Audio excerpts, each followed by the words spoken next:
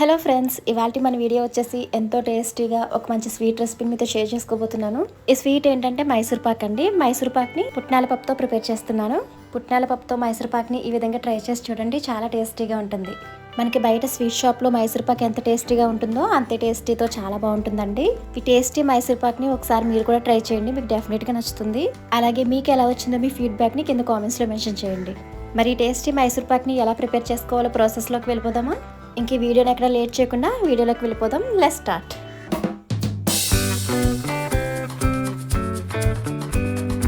ముందుగా ఒక మిక్సీ జార్ని తీసుకుని అందులోకి 1 కప్ వరకు పుట్నాల పప్పుని యాడ్ చేసుకుంటున్నాను.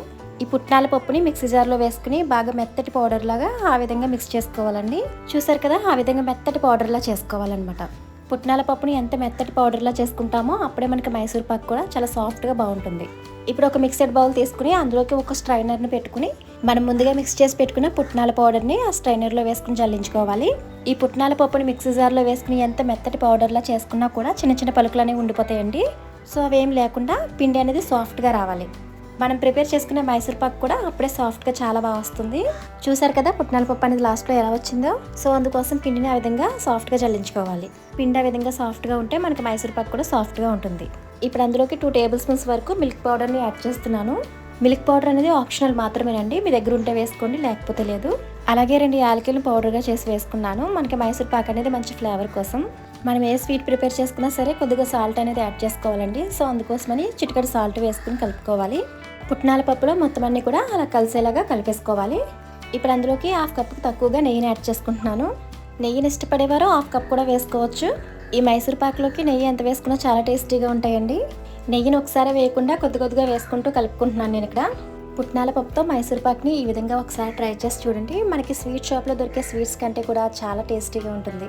చూసారు కదా, నెయ్యిని వేసుకుని అలా మొత్తం అంతా కూడా బాగా కలిపేసుకోవాలి. ఇలా కలుపుకున్న పిండిని ఒక 5 మినిట్స్ పక్కన పెట్టేసుకుందాం. ఇప్పుడు కేక్ని ప్రిపేర్ చేసుకునే ఒక ట్రే తీసుకుని అందులోకి ఆయిల్ వేసుకుని మొత్తం అంతా కూడా అప్లై చేసుకోవాలి. ఆ ట్రేకి సైడ్స్ కూడా ఆయిల్ని అప్లై చేసుకోవాలి. ఆ విధంగా ఆయిల్ని అప్లై చేయడం వల్ల మనం ప్రిపేర్ చేసుకునే మైసూర్ పాక్ ఈజీగా వచ్చేస్తుంది. అలా ఆయిల్ అప్లై చేసుకున్న దాన్ని పక్కన పెట్టేసుకుందాం. ఇప్పుడు ముందుగా కలిపి పెట్టుకున్న పిండిని 5 మినిట్స్ తర్వాత చూస్తే మనకి బాగా సెట్ అయి ఉంటుంది. అలా కలిపి పెట్టుకున్న తర్వాత పిండిని పక్కన పెట్టుకుని స్టవ్ మీద ఒక ప్యాన్ పెట్టుకుని దాంట్లో 1/2 కప్ వరకు షుగర్ని యాడ్ చేసుకుంటున్నాను. మనం పుట్నాల పప్పుని ఎంత అయితే తీసుకుంటున్నామో షుగర్ని కూడా అంతే తీసుకోవాలండి. స్వీట్ తక్కువగా తినేవారైతే పుట్నాల పప్పు ఫుల్ కప్ తీసుకున్నా సరే షుగర్ని 1/2 కప్ వేసుకోవచ్చు. లేదు మేము స్వీట్ ఎక్కువగా తింటాము అనుకుంటే పుట్నాల పప్పు ఎంతైతే తీసుకున్నారో మనం షుగర్ని కూడా అంతే తీసుకోవచ్చు. 1/2 కప్ షుగర్కి 1/2 కప్ వాటర్ వేసుకోవాలండి. మనకి ఇక్కడ పంచదార అనేది కరిగిపోవడం కాదండి, తేగ పాకంలో రావాలి. తేగ పాకంలో వస్తే మనకి మైసూర్ పాక్ కూడా కరెక్ట్గా వస్తుంది.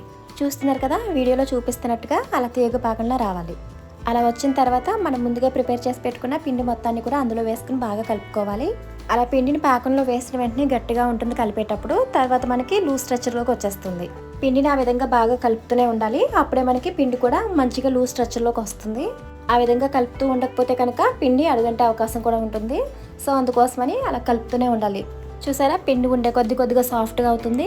ఈ విధంగా ప్రిపేర్ చేసుకుంటే మైసూర్ పాక్ కూడా చాలా సాఫ్ట్గా చాలా బాగుంటుందండి. తినేటప్పుడు పలుకుల్లా లేకుండా సాఫ్ట్గా వస్తుంది. చూసారు కదా, పిండిని వేయించే కొద్దీ మనకి ఎంత సాఫ్ట్గా వచ్చిందో. పిండిని ఆ విధంగా ఎక్కువసేపు వేయించడం వల్ల పచ్చివాసన కూడా పోతుందండి. అలాగే టేస్ట్ చాలా బాగుంటుంది. కలపకుండా వదిలేస్తే మాత్రం మాడంటేస్తుందండి. చివరికి వచ్చే టైంకి కలుపుతూనే ఉండాలి. మనం అలా కలుపుతూ ఉండేసరికి దగ్గర పడిపోతుంది. ఇప్పుడు స్టవ్ ఆఫ్ చేసుకుని కేక్ ట్రైలోకి ట్రాన్స్ఫర్ చేసుకుందాం. మొత్తం అంతా కూడా ఆ విధంగా ట్రైలోకి వేసుకున్న తర్వాత కరెక్ట్గా లేవల్ చేసుకోవాలి ఆ స్వీట్ అంతటిని కూడా. అప్పుడే మనకి మైసూర్ పాక్లో కట్ చేసుకోవడానికి వీలవుతుంది. మొత్తం అంతటిని కూడా ఆ విధంగా లేవల్ చేసుకోవాలి. ట్రేకి ఆయిల్ అప్లై చేయడం వల్ల చాలా ఈజీగా వచ్చేస్తుందండి. పిండి అంతటిని కూడా బాగా ఫ్రై చేసుకున్నాం కదా, సో మనకి పుట్నాల పప్పుతో చేసుకున్నాం అనే ఫ్లేవర్ కూడా మనకు తెలియదు, అంత టేస్టీగా ఉంటుంది మైసూర్ పాక్. ఈ పుట్నాల పప్పు అనే కాదండి, మనం ఏ పిండితో స్వీట్ ప్రిపేర్ చేసినా సరే పిండిని బాగా వేయించుకోవాలి. అప్పుడే మనకి ఆ స్వీట్ చాలా టేస్టీగా ఉంటుంది. అలా ప్రిపేర్ చేసుకున్న మైసూర్ పాక్ని 5 మినిట్స్ పక్కన పెట్టుకుంటే పిండి తోడుకుని గట్టిగా అవుతుంది. నేను ఇక్కడ 2 మినిట్స్లోనే చూపించేస్తున్నానండి. ఈ మైసూర్ పాక్ చాలా ఈజీగా కూడా వచ్చేస్తుందండి, ఎందుకంటే ఆయిల్ కూడా అప్లై చేసుకున్నాం కదా. అలాగే పిండి కూడా సాఫ్ట్గా ఉంటుంది కాబట్టి సో ఈజీగా ఊడొచ్చేస్తుంది. ఈ మైసూర్ పాక్ ప్రిపేర్ చేసిన 2 మినిట్స్కే కట్ చేసేస్తున్నానండి. అయినా సరే విచ్చిలిపోకుండా చాలా పర్ఫెక్ట్గా వచ్చాయి. పుట్నాల పప్పుతో ఈ విధంగా మైసూర్ పాక్ని మీరు కూడా ఒకసారి ట్రై చేయండి, చాలా టేస్టీగా ఉంటాయి. ఈ మైసూర్ పాక్ని నేను చేసే ప్రాసెస్లో కనుక మీరు ఒకసారి ట్రై చేసి చూస్తే మీరు మైసూర్ పాక్ని పుట్నాల పప్పుతో ప్రిపేర్ చేశారనే మీకు తెలియదండి, అంత టేస్టీగా ఉంటుంది. మనం బయట స్వీట్ షాప్ నుండి కొని తెస్తే మైసూర్ పాక్ ఎంత టేస్టీగా ఉంటుందో అంతే టేస్టీగా చాలా బాగుంటుందండి. ఒకసారి ట్రై చేసి చూడండి.